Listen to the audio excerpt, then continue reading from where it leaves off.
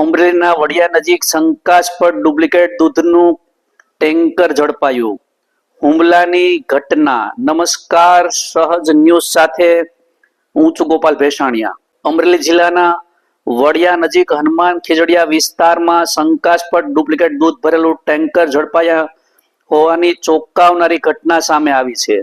મળતી માહિતી મુજબ વિદ્યાર્થી નેતા યુવરાજસિંહ જાડેજા છેલ્લા ઘણા સમયથી શંકાસ્પદ દૂધની હેરાફેરી અંગે રેકી કરી રહ્યા હતા.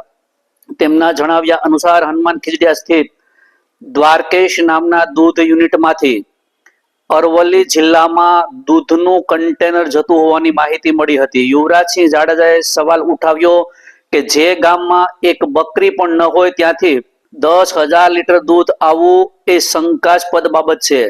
તેમણે વધુમાં પ્રશ્ન કર્યો કે પ્રાઇવેટ સ્ત્રોતોથી દૂધ લઈ સરકારી ડેરી સુધી કેમ પહોંચાડવામાં આવી રહ્યું છે. હનુમાન ખીજડીયામાંથી નીકળેલા ટેન્કરને રોકી પોલીસ મથકે લાવવામાં આવ્યું હતું. યુવરાજસિંહ જાડેજાએ ફૂડ અને ડ્રગ્સ વિભાગને દૂધના સેમ્પલ લઈ કાયદેસરની કાર્યવાહી કરવા અનુરોધ કર્યો છે. આ દરમિયાન દૂધના ટેન્કરને રોકવામાં આવતા પરિસ્થિતિ તંગ બની હતી. યુવરાજસિંહ જાડેજાના જણાવ્યા મુજબ તેમની કાર પર હુમલો કરવામાં આવ્યો હતો, જેમાં ગાડીના કાચ તોડી નાખતા તેમના મિત્ર અને ડ્રાઈવરને પણ મારપીટ કરવામાં આવી હતી. હુમલો જેતપુર તાલુકાની હદમાં થયો હોવાથી માહિતી મળી રહી છે અને આ મામલે જેતપુર પોલીસને પણ જાણ કરવામાં આવી છે. રિપોર્ટર રાજુ કારિયા, સહજ ન્યૂઝ, વડિયા. હાજી, હિરલબેન વાત કરો છો? બેન, આપનો નંબર મને મામલતદારશ્રી પાસેથી મળ્યો છે, વડિયા મામલતદારશ્રી પાસેથી. બેન શ્રી, હું યુવરાજસિંહ જાડેજા વાત કરું છું અને વાત એવી છે કે અમે એક અત્યારે ટેન્કર જે છે દૂધનું, જે શંકાસ્પદ ટેન્કર છે, જે અત્યારે અમે વડિયા પોલીસ સ્ટેશન પાસે રોક્યું છે. તો અમને શંકા છે, તો આપ આવીને એમાં સેમ્પલ કલેક્ટ કરી અને આ ટેન્કર જે છે એને સીલ કરવાની પ્રોસેસ કરો. તમે કઈ જગ્યાએથી વાત કરો છો? કઈ તમે અત્યારે? હું અત્યારે બેન વડિયા પોલીસ સ્ટેશન જે છે એ ત્યાંથી વાત કરું છું, જિલ્લો અમરેલી.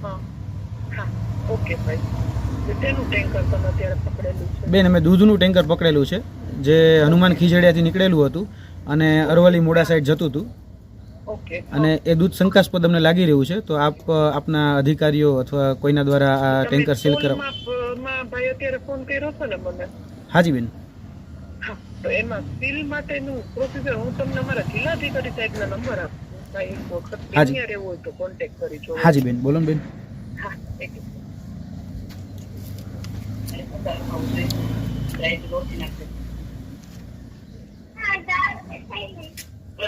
97234 56 867. આ કોણ છે બેન? અમારા જિલ્લા અધિકારી સાહેબ છે, પટેલ સાહેબ. પટેલ સાહેબ છે, હું આમની જોડે વાત કરી લઉં છું. ઓકે બેન, આપનો હોદ્દો શું છે? હું જુનિયર ઇન્સ્પેક્ટર છું ભાઈ. ઓકે, ચલો કોઈ વાંધો નહીં બેન, હું વાત કરી લઉં છું.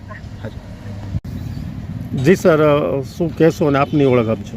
મારું નામ યુવરાજસિંહ જાડેજા છે. ગુજરાતમાં વિદ્યાર્થી નેતા તરીકે ફરજ બજવું છું અને જોવા જઈએ તો આજે અમે કહી શકાય કે હનુમાન ખીજડીયા, જ્યાં દ્વારકેશ નામનું એક યુનિટ આવેલું હતું, એ દ્વારકેશ નામના યુનિટમાં ક્યાંક ને ક્યાંક અમને જે દૂધ જે ભરાઈ રહ્યું હતું, જે જીવન જરૂરિયાતની આપણી વસ્તુ છે, એ દૂધ જોવા જઈએ તો આ એક ટેન્કર જે છે એ ટેન્કર જ્યાં ભરાઈ રહ્યું હતું એ અમને શંકાસ્પદ લાગ્યું. કેમ કે છેલ્લા ઘણા દિવસોથી આ દૂધની અમે રેકી કરી રહ્યા હતા, આ દૂધના ટેન્કરની અમે રેકી કરી રહ્યા હતા.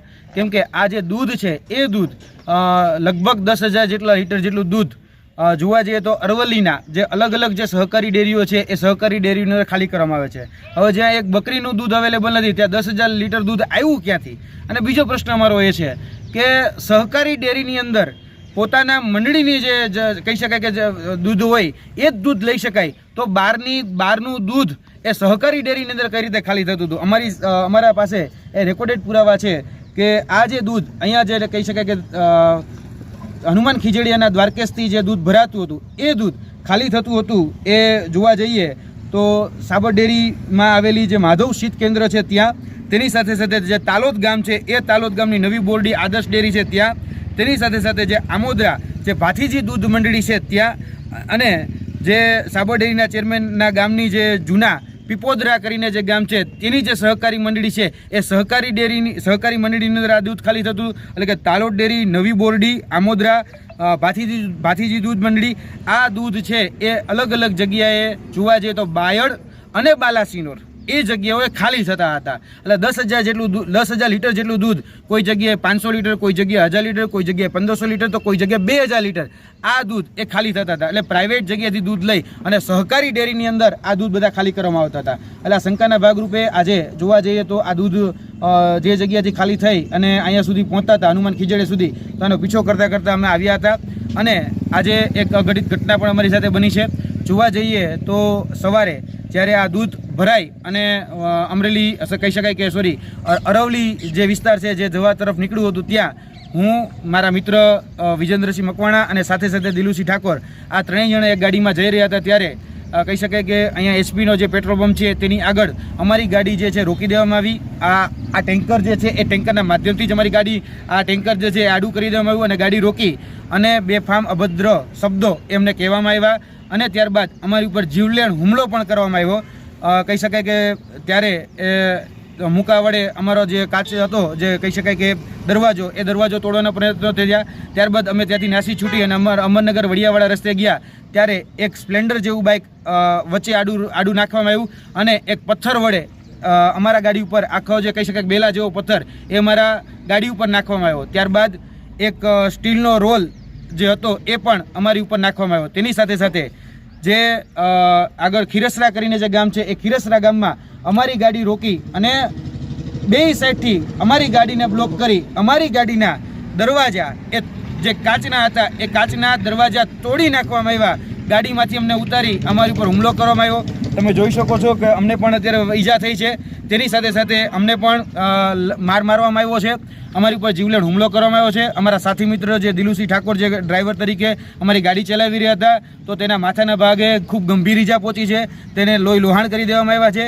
ત્યારબાદ અમારા જે વિજેન્દ્રસિંહ મકવાણા હતા તો તેને પણ કહી શકાય કે બેફામ અને બેલગામ મારવામાં આવ્યો છે. એટલે આ ખૂબ જ દુઃખદ ઘટના છે. આ ઘટનાને અમે વખોડીએ છીએ.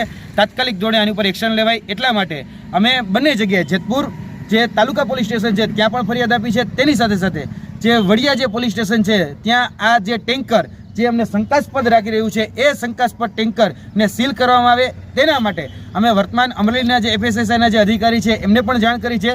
વડિયાના જે PI અધિકારી છે એમને પણ જાણ કરી છે અને તાત્કાલિક ધોરણે આ ટેન્કરને સીલ કરવામાં આવે, અંદરનો મુદ્દામાલ જપ્ત કરવામાં આવે અને આની ઉપર કાયદેસરની કાર્યવાહી કરવામાં આવે, જેથી કરીને દૂધનું દૂધ અને પાણીનું પાણી થઈ શકે. કારણ કે છેલ્લા 3 થી 4 મહિનાથી આ દૂધ અમને ક્યાંક ને ક્યાંક શંકાસ્પદ લાગી રહ્યું છે. જે ગામમાં એક બકરી ન હોય ત્યાં 10,000 લીટર દૂધ બનાવી અને ક્યાંક ને ક્યાંક અલગ અલગ વિસ્તારોમાં મોકલવામાં આવતું હોય એવું અમને સ્પષ્ટપણે શંકા લાગી રહી છે.